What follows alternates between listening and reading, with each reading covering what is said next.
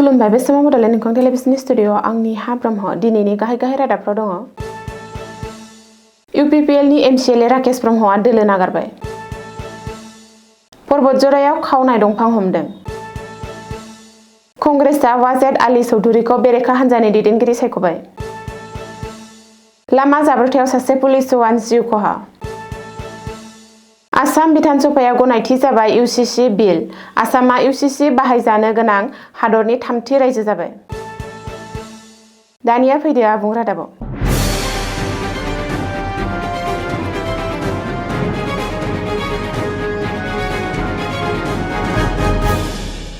बिसायख'थिनि उनावबो प्रमद बर' दैदेननाय इउपिपिएल दोलोआ गेदेर गुगानाय। इउपिपिएल दोलोनि गोख्रों दैदेनगिरि बिटिसिनि बारग' मावफुं सोद्रोमा आरो आथिखालनि एमसिएलए राकेश ब्रह्मआ दोलो नागारबाय।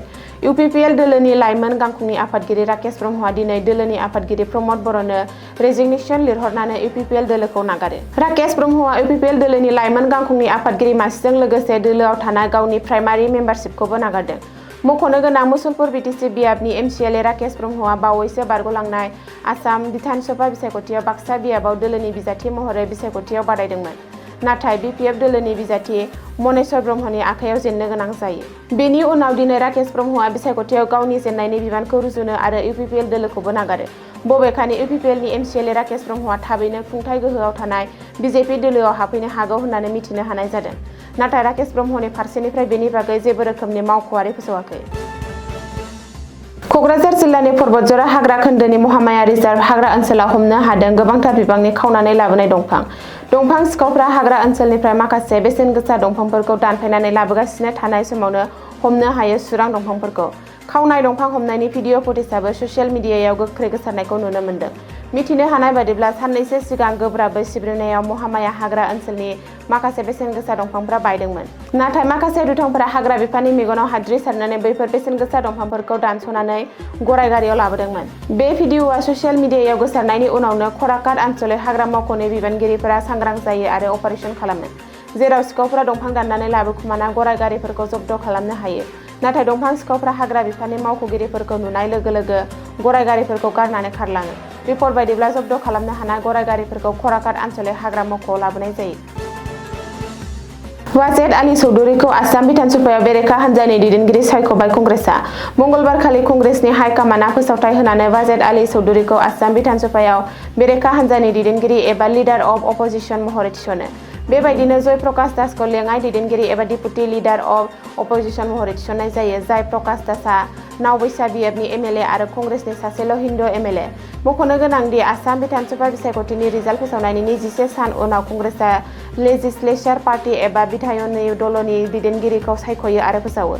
कंग्रेसआ माखासे दान्थे बिदान्थेनि उनाव वाजेद आली चौधुरीखौ कंग्रेस लेजिस्लेचार पार्टी एबा बेरेखा हान्जानि दैदेनगिरि महरै सायख'यो।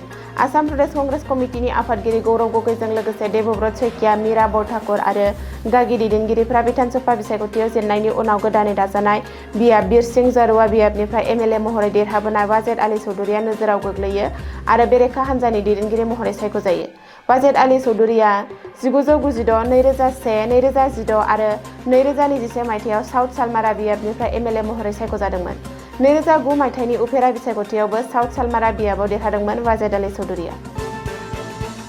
नगाव जिल्लानि सकरी गामियाव गिख्रंथाव लामा जाब्रबथाय जादों। बे लामा जाब्रबथायाव आसाम पुलिसनि सासे जवाना जिउ गोमायो। लामा जाब्रबथायाव जिउ गोमानाय आसाम पुलिसनि जवानखौ दीपज्योति कलिता होननानै सिनायथिनाय जादों।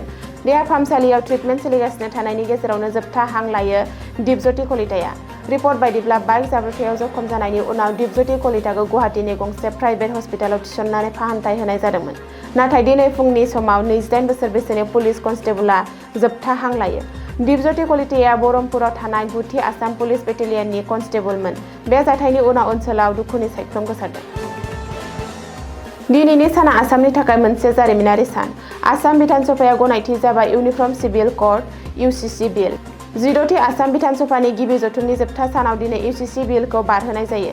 आसाम बिधानसभानि सदनाव दिनै इउसिसि बिलखौ माखासे भटआव बारहोनाय जायो। बेजों लोगोसे आसामा इउसिसि लाबोनाय भारत हादरनि थामथि रायजो जायो। कंग्रेस दोलोनि एमएलएफोरा इउसिसि बिलाव मोन 7 सोदांनायनि थांखि होदों। बेबायदिनो रायजो दलआ मोन 17 सोदांनायनि थांखि दैखांदों आरो तृणमूल कंग्रेसआ मोन 2 सोदांनायनि थांखि होदों। बेरेखा हान्जाया इउसिसि बिलखौ सेलेक्ट कमिटिसिम दैथायहरनांगौ होननानै दाबि खालामदोंमोन। नाथाय बिधान सभानि बुंथिगिरिया बेरेखा दोलोनि दाबिखौ नेवसियो। समाजारि न्याय आरो समानथाय होनो थाखाय आसाम सोरखारा इउसिसिखौ लाबोदों। इउसिसि बिलाव लिभ इन रिलेशनशिपखौ लानानै माखासे गोख्रों नेमफोर दं।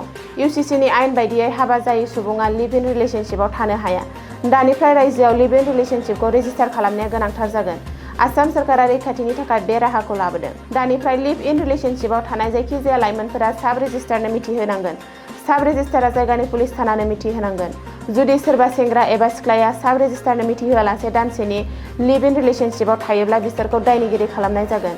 रायजो सोरखारा जायखिजाया गथ'नि बिमा बिफानि सिनायथिखौ फोरमान खालामनो थाखाय बे राहाखौ मावफुंदों।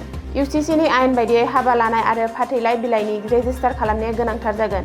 लिभ इन सोमोन्दोनि बेलायाव फाथैलाइ बिसिनाया एबा डिभर्सआ मोन्नैबो दोलोनि गनायथिनायजोंल' जागोन। इउसिसिनि आयेन बायदियै लिभ इन रिलेशनशिपआव थानाय सासे आइजोआ मेन्टेनेन्स मोननो थाखाय बिजिरसालिसिम थांनो हायो। जुदि लिभ इन रिलेशनशिपआव थानायनि उनाव आइजोखौ बिनि गनायथि गैयालाबानो नागारनाय जायो, अब्ला हौवाया मेन्टेनेन्स होनो नांगोन। आसामनि बायजोआवबो लिभ इन रिलेशनशिपआव थानाय आसामनि लाइमोनफोरनि थाखाय रोखोमसे नेम बाहायजागोन। लिभ इन रिलेशनशिपआव रावबो 21 बोसोरनि खम बैसोनि जानो हाया। जुदि सोरनिबा बैसोआ 21 बोसोरनि गाहायाव, अब्ला दिथागिरिनो मिथिहोनांगोन। आयेनखौ सिफायोब्ला 10,000 रां जुरिमाना होनो नांगोन। दिनैनि रादाबा एसेनोसै, गोजोन्थों।